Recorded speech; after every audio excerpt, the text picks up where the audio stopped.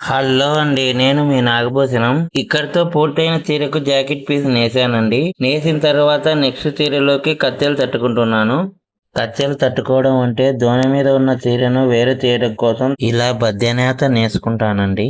ఈ బద్దెనేతను నేను ఒక వేలెడు వరకు నేసుకుంటానండి. ఇలా నేసుకున్న తర్వాత నెక్స్ట్ చీరలోకి మళ్ళీ ఒక బద్దెనేత నేసుకుంటాను. ఇటువైపు నేసిన గుడ్డ వచ్చేసి రవిక గుడ్డ నేత అండి. ఈ రవిక గుడ్డ నేత పూర్తయిన చీరలోకి వెళ్ళిపోతుందండి. నేను ఇప్పుడు నెక్స్ట్ చీర మొదలు పెట్టుకోవడం కోసం బద్దెలు తట్టుకుంటున్నానండి. ఈ బద్దె కడ్డీ కూర్చటం కోసం నేసుకుంటున్నాను.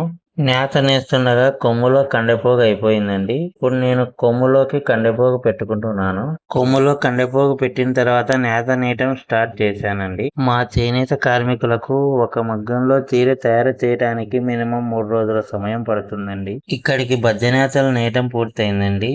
ఇప్పుడు నేను పెట్టుతున్న దాన్ని చెవుడు కట్టె అని అంటారండి. చెవుడు కట్టెని ఇలా పెట్టుకుంటేనే చీర పర్ఫెక్ట్ గా వస్తుంది. బద్దెనేతలకు చెవుడు కట్టెలు పెట్టిన తర్వాత నేసిన రవిక గుడ్డకు చీర ఫిట్నెస్ కోసం షైనింగ్ గమ్మును పూస్తున్నానండి. ఇలా పూసుకుంటేనే చీర మెరుగ్గా రావటం జరుగుతుంది. నేను తయారు చేసిన శారీకి ఇలా 2 పలకలకు ఒకసారి షైనింగ్ గమ్ము పూస్తానండి. ఇలా పూసుకున్న తర్వాత ఒక బట్ట తీసుకొని నీట్ గా క్లీన్ చేసుకుంటాను. ఇలా చేసుకొని పక్షంలో చీర మట్లు వచ్చే అవకాశం ఎక్కువగా ఉంది.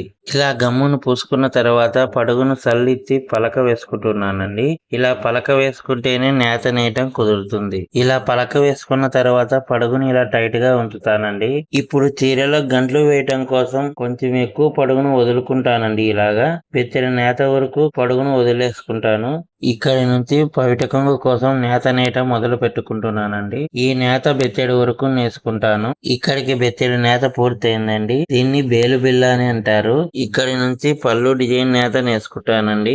పళ్ళు డిజైన్ నేత ఎలా నేస్తాననేది చూడాలనుకున్న వాళ్ళకు ఒకసారి కామెంట్ చేయండి. మా వీడియో నచ్చినట్లయితే లైక్ చేయండి, షేర్ చేయండి. మా ఛానల్ ని సబ్స్క్రైబ్ చేసుకోవడం మాత్రం మర్చిపోకండి. నమస్తే అండి.